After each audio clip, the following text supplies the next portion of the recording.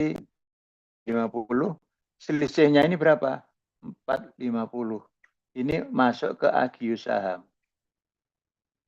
Ini, maka nanti modal sahamnya akan bertambah 750 dari sini. Ini agius sahamnya akan bertambah 450. Ini. Oke, jadi ini nanti jadi 750.000. Ini 3750. Ini 2450. Ini kurangi 1,2, 2,8. Ini. Nah, maka ini. Ya. Oke. Yang ini nanti mengurangi ini. Ini nanti menambah sini. Ini nanti menambah sini. Oke. Nah, dari sini silakan kalau ada pertanyaan. Nah, ini stok dividen.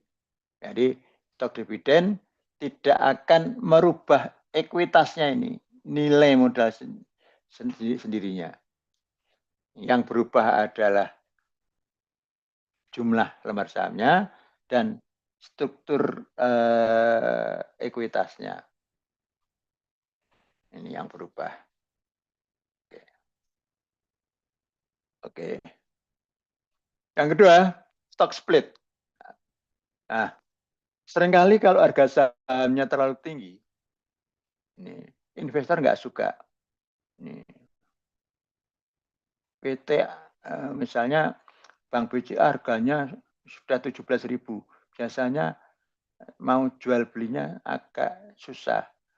Karena apa? Nanti naiknya mungkin nggak terlalu banyak, capital gain-nya juga nggak terlalu tinggi. Nunggu dividennya.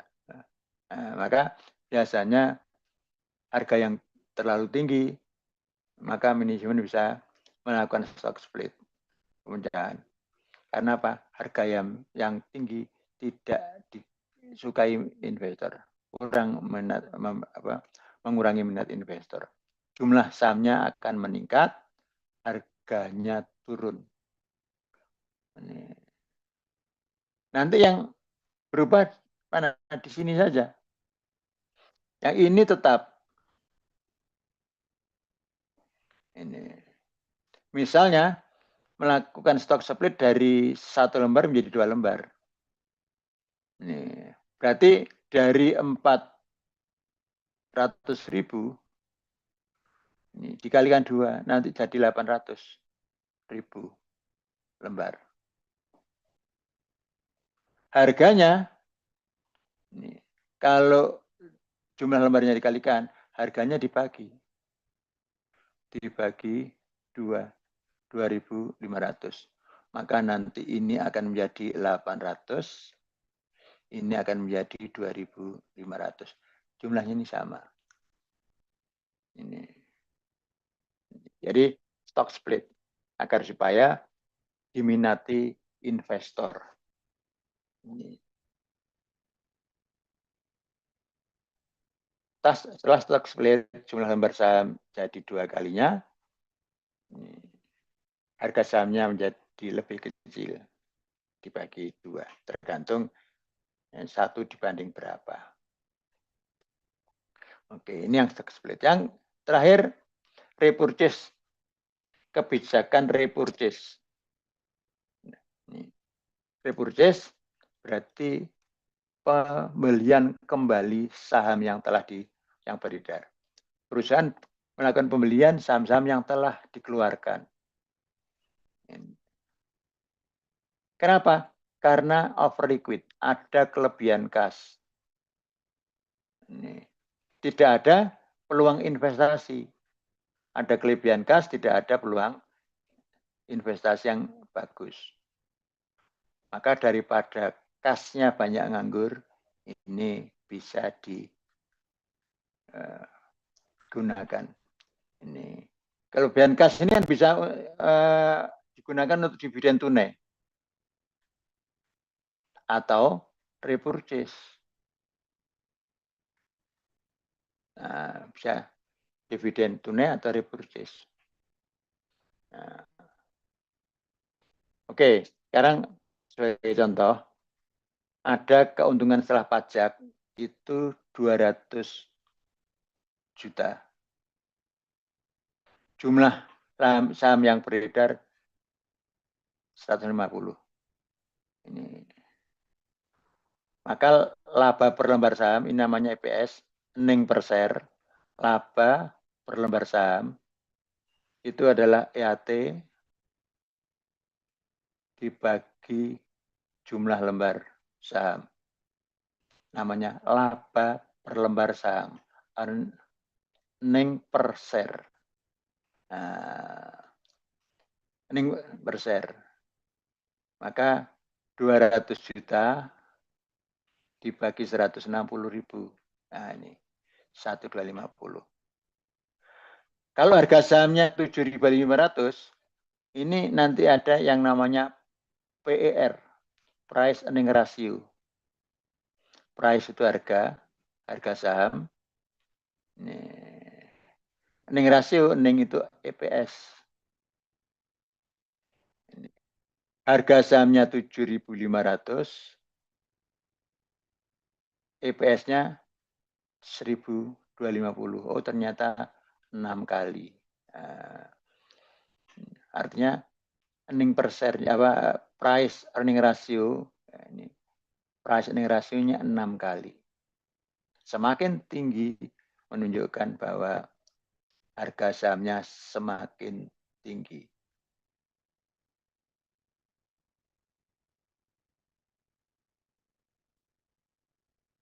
Oke. Nah, ini. Lantas misalnya tadi bisa untuk tunai bisa repurchase. Ini. Misalnya 120 juta dari EAT akan dibagikan sebagai dividen. Ini tunai, ya. Ini tunai. Atau digunakan untuk pembelian, repurchase. Mana yang lebih baik? Mana yang lebih baik? Nah, maka kalau dibagikan, nanti adalah berapa dividen per share-nya? Dividen per share-nya ini. Namanya DPS, dividen per share. Ya, ini dividen dibagi jumlah lembar saham. Ini dividennya 120 juta, jumlah lembarnya 100 ini. Sehingga kalau harga sahamnya 7.500 ada dividen sekian, maka nilai harga sahamnya menjadi sekian, 8.250. Ini. Lantas bagaimana kalau digunakan repurchase? Nih, kalau digunakan repurchase. Kalau digunakan repurchase, maka dana 120 juta ini digunakan untuk membeli saham.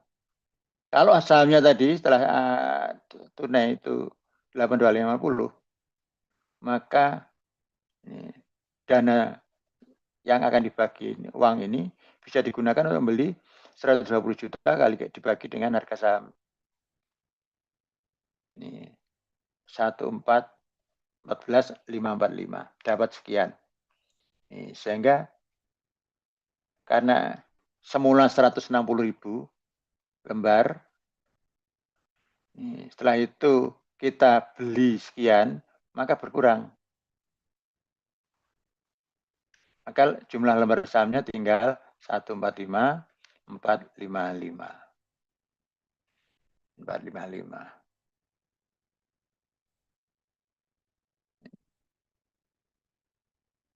Sehingga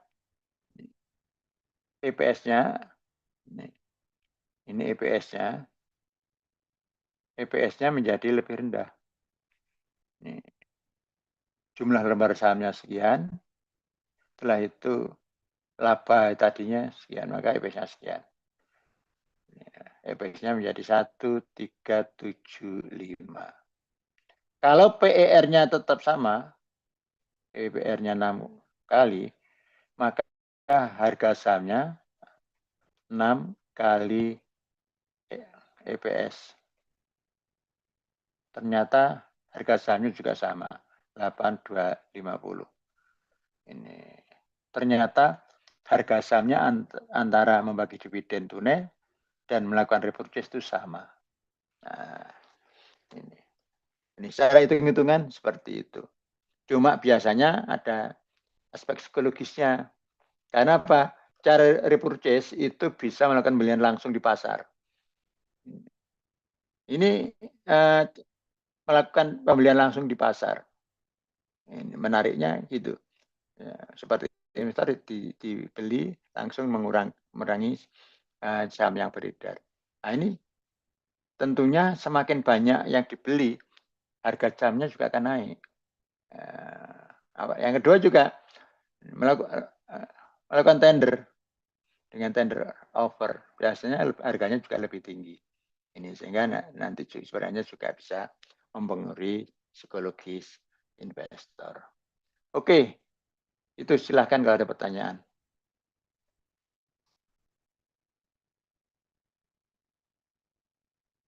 Silahkan kalau ada pertanyaan.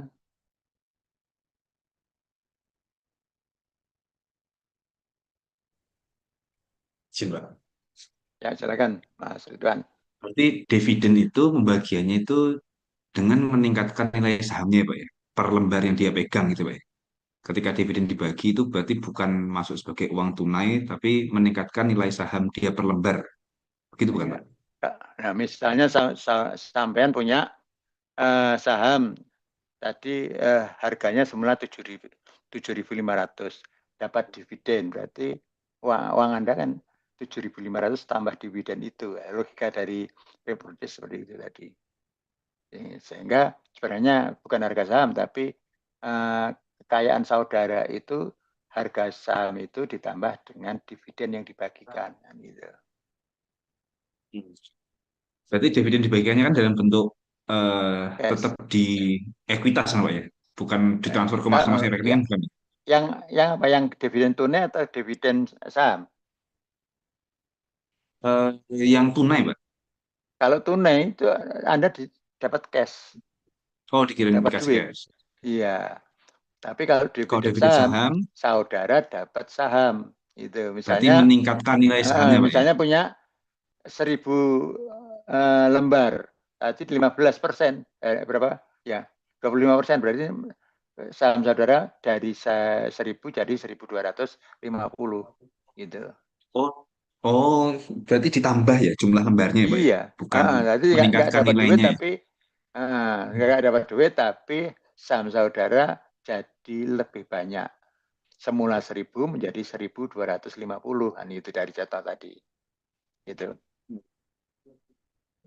Nah, Ada biasanya nih, lagi? Pak, kan Ya, kalau melihat dari tadi tanggal-tanggal pengumuman apa? ya, Pengumuman ya, rencana apa tadi? ya, Dividen, kemudian macam-macam hmm, sampai ex dividend date ya. Kan dari ya, declaration sampai ex dividend itu kan ada beberapa hari tuh, Pak.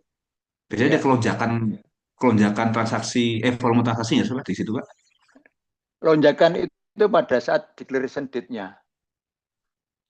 Karena apa? Declaration date itu kan ada pasti nanti ada dividen, ya kan. Sehingga pada saat declaration date itu harga saham akan naik. Ini, Hmm. karena orang akan berburu karena akan dapat dividen kan gitu. Hmm. Nah, setelah ex dividend date kan nggak dapat, mungkin bisa turun lagi. Gitu. Intinya Sama kan terakhir, Pak, silakan. masalah pajak tadi, Pak. Iya, Saham itu kan kalau di kita itu kan masuk ke dalam aset, Pak ya, terhitung iya. sebagai aset ya. Hmm. Nah, mungkin nggak ada kekurangan bayar pajak karena kita ada peningkatan valuasi saham kita gitu, Pak. Oke. Jadi selama saham itu tidak dijual, itu kan masih tercatat harga Beli ya. beli. Sama Oh, dengan aset ya, aset perusahaan. Gedung Fakultas Ekonomi UI itu dulu dibeli harganya berapa? Harganya hanya 20.000 per meter. Ada 10.000 meter, berarti ada berapa? hanya kira-kira ratusan juta. Sekarang harganya sudah 10 juta. Nah, itu kalau itu dijadikan dievaluasi, hartanya jadi kan, itu ada kenaikan harta, tapi nggak ada kenaikan uang tunai. Itu kena pajak, Mas. Artinya apa? Artinya kalau nggak dijual ya nggak kena pajak. Gitu. Iya, tapi Oleh karena itu ada, bayangan saya gini, Pak. Kan sama ya, Pak. Berarti, Pak, ya, kalau dividen, kita terima uang sekarang, gitu. ya Terima uang betul, sekarang, ya, kena pajak. Pajaknya anggaplah misalnya 10%. Nah, nanti mungkin ya, teman-teman yang ada Mbak Fitri yang dari itu, Pak, KPP, Pak, ya, mungkin bisa menjelaskan. ah, Kalau dividen tunai kan berarti kita per sekarang langsung dipotong 10%, Pak. ya, Kalau kita memegang sahamnya, terus kita tunggu sampai capital gain naik misalkan, kan tetap aja, Pak, dipotongnya 10% juga gitu. Di future value nanti gitu. kan Anda belum Secara dapat nilai sama capital, nggak? kan belum dapat capital gain. Capital gain Sekarang. itu didapat kalau dijual kan gitu. Kalau nggak dijual kan nggak dapat. Bayang saya tadi itu Bisa. saya saya dapat dividen. Kalau nggak dapat Ah, dividen, berarti saya seperti menabung, Pak, ya, menabung, menabung, iya. menabung ya. Ah, Suatu saat dengan saya butuh nih, harapan, butuh. ya, dengan Ya, betul. harapan ada kenaikan harga kan gitu. Betul, ada Makanya kenaikan harga. makanya teori in the teori itu iya kalau nanti naik, kalau enggak gimana kan gitu. Nah, kecuali Anda butuh duit dijual. Anda jual enggak kira-kira Ya, saham misalkan saudara? dijual tuh, Pak. Butuh dijual Kalau 10 tahun lagi dijual. kalau pada saat dijual itu langsung kena capital gain. Karena Pajak apa? capital gain dengan pajak dividen sama, Pak. Ini yang ditanyakan ke Mbak siapa tadi yang dari KPP tadi. Kalau di Amerika itu bilangnya tidak sama, lebih besar pajak dividen. Sehingga Oke. ada tax differential teori tadi. Hmm. Nah, Ya kalau nilai orang pajaknya sama berarti kan sebetulnya sama saja, Pak. sama Bedanya cuma saja cuma duitnya ya. keluar sekarang atau nanti gitu, Pak. Dan itu kan juga sikap investor. Ada yang Hmm. tax differential theory itu orang yang nggak suka apa mengharapkan karena ada perbedaan pajak sehingga dia lebih suka dividennya kecil. Tapi kalau saudara lebih suka dividen itu ikutnya apa? Kayak teorinya bird in the hand itu. Jadi memang ada beberapa karakter investor itu yang dipelajari sehingga ada yang mengikuti differential teori, ada yang mengikuti apa mengikuti bird in the hand, ada yang mengikuti teori agensi kan gitu atau Hmm. signaling kan gitu. Ini. Karena kadang-kadang dividen itu digunakan untuk sinyal bahwa perusahaan itu baik agar supaya apa? Investor tertarik untuk membeli saham.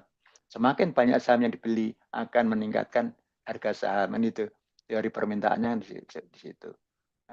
Maka harga saham naik. Ya, gitu. Dan tugas manajer keuangan meningkatkan nilai perusahaan identik dengan menaikkan harga sahamnya. Gitu.